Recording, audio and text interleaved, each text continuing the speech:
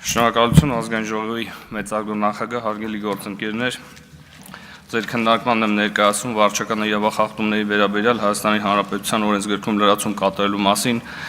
ճանապարհային երթևեկության անվտանգության ապահովման մասին օրենքում լրացում կատարելու մասին օրենքների նախագծերի փաթեթը, ըստ որոնց ճանապարհային երթևեկության անվտանգության ապահովման մասին օրենքի 24-րդ հոդվածի 4.1 մասի 2-րդ կետը լրացնել հետևյալ բովանդակությամբ։ Ճանապարհատրանսպորտային պատահարին առնչություն ունեցող վարորդները պարտավոր են սույն հոդվածի նշյալ կետի A և B ենթակետերով ընձեռնված հնարավորությունից օգտվելու դեպքում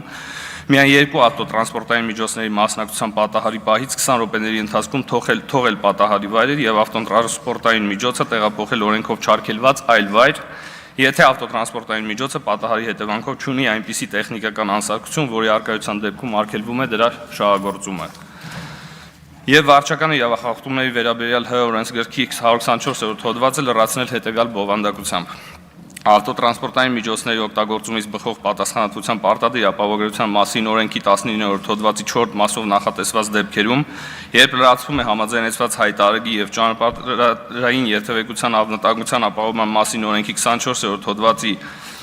4.4 մասով նախատեսված դեպքերում միայն երկու ավտոտրանսպորտային միջոցների մասնակցության պատահարի պահից 20 րոպեների ընթացքում պատահարի վայրը չթողնելը և ավտոտրանսպորտային միջոցը օրենքով չարգելված այլ վայր չտեղափոխելը, եթե ավտոտրանսպորտային միջոցը պատահարի հետևանքով չունի այնպիսի տեխնիկական անսարքություն, որի առկայության դեպքում արգելվում է դրա շահագործումը,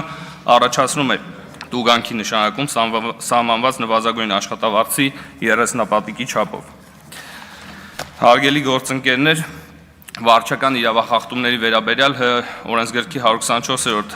հոդվածը պատասխանատվություն չի սահմանում ողջամիտ ժամկետից ավել ճանապարհատրանսպորտային պատահարից հետո պատահարի վայրը չթողնելու և ավտոտրանսպորտային միջոցը օրենքով չարգելված այլ վայր չտեղափոխելու համար։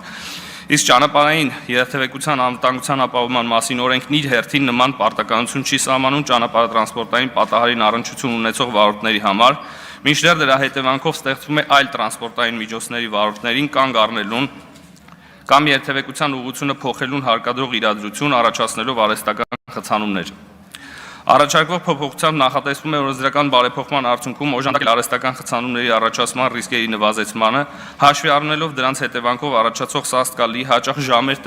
տևող խցանումները, որոնք իրենց հերթին ունենում են անասելի բացասական թե անվտանգային, թե տնտեսական, թե բնապահպանական և թե առողջապահական հետևանքներ մեր քաղաքացիների համար։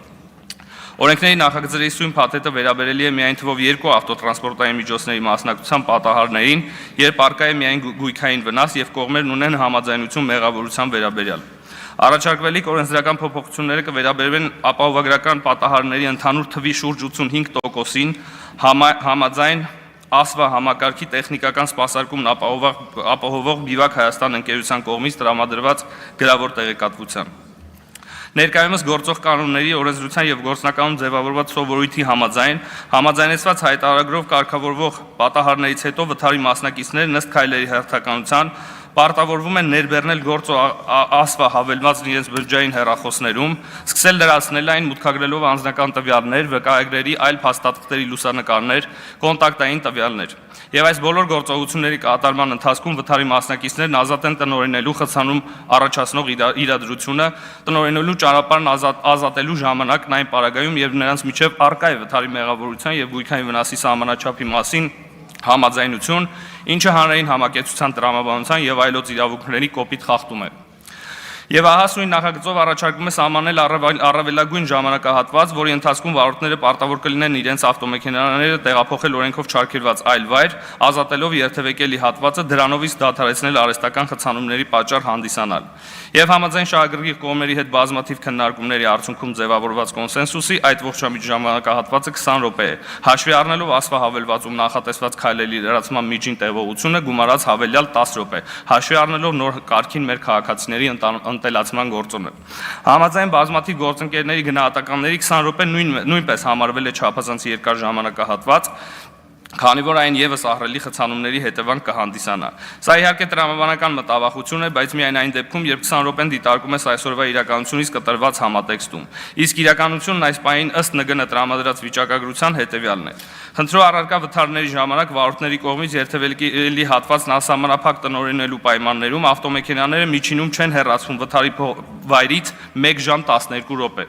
Եվ այս վիճակագրության համատեքստում կարծում եմ մենք ունենանք էապես բեռնաթափված երթևեկություն։ Հարգելի գործընկերներ, սիրելի հայրենակիցներ,